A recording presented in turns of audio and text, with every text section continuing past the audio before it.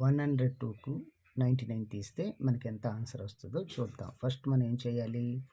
Plus plus 1కి 0 కలిపితే 1, 1కి 2 కలిపితే 3. మనకు ఆన్సరు 102కి 99 తీస్తే 3 వచ్చింది. అలాగే 105కి 99 తీస్తే మనకి ఎంత ఆన్సర్ వస్తుందంటే ఇక్కడ ప్లస్ చేయాలి. ఇక్కడ ప్లస్ 5, 1 కలిపితే 6. మనకి ఎంత ఆన్సర్ వచ్చింది? 6. 105కి 99 తీస్తే 6 ఆన్సర్ వచ్చింది.